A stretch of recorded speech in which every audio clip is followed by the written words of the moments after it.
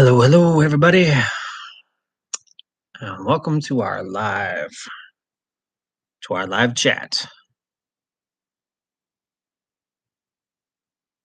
Just gonna wait to see if anyone shows up and look to see if anyone's watching.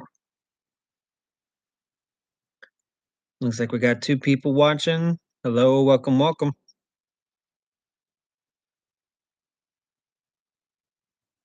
I'm gonna give it just a couple of minutes and then we will begin.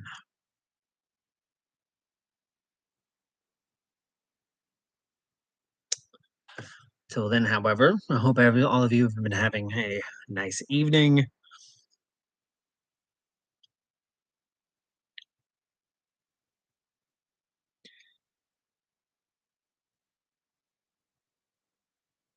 Just gonna give it a little bit.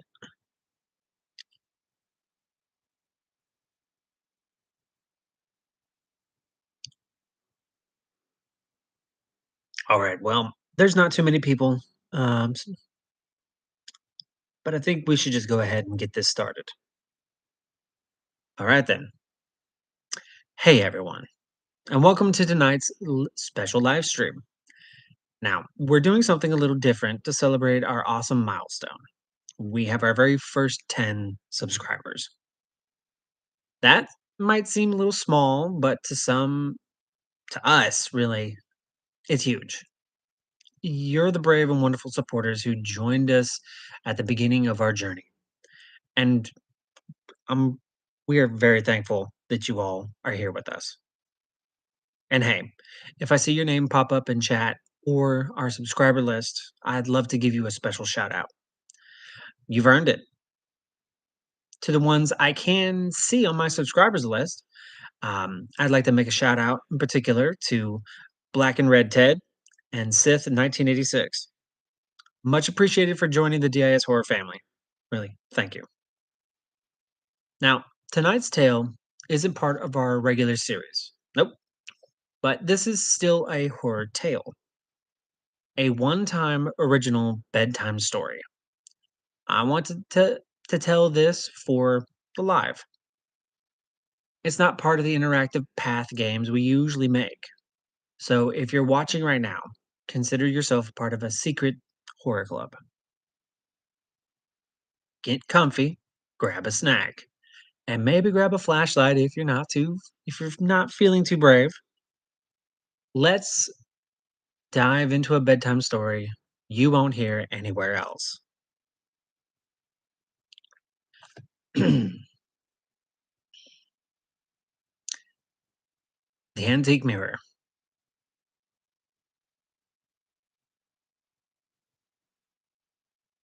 I have prided myself on being a big antique collector, to the point that my garage is a mini museum where I showcase various arts, furniture, clothing, and jewelry for a fee.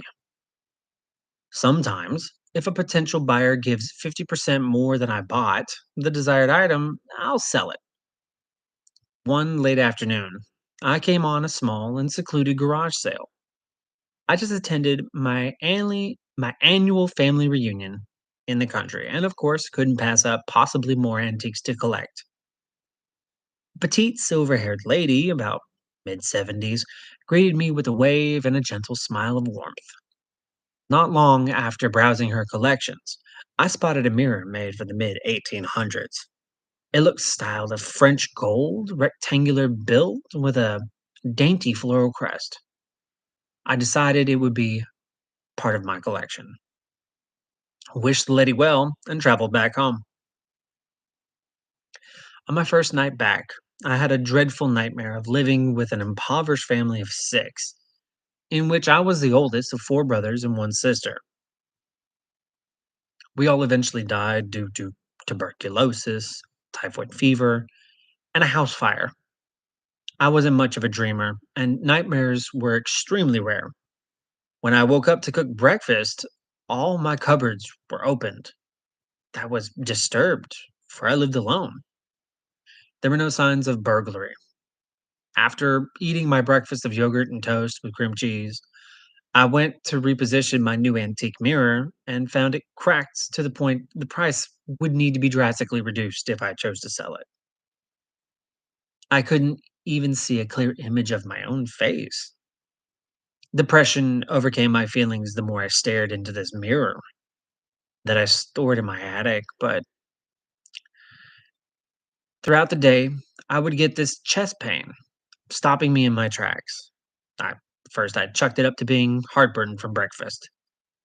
Shortly, I would have a consistent cough with blood, prompting me to have to go to the urgent care.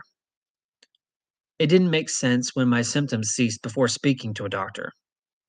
The doctor found no concerns regarding my health, leaving me in a state of confusion about all of my day's events. Everything seemed to calm down for the rest of the day until I drifted asleep.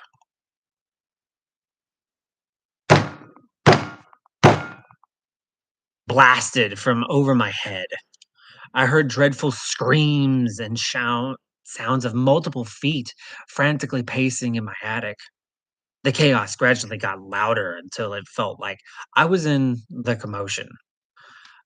I can't describe how petrified I was, cradling myself with my head tucked for prayer. Everything ceased, and the coldest chill came over across my body. I hardly slept in my car that night.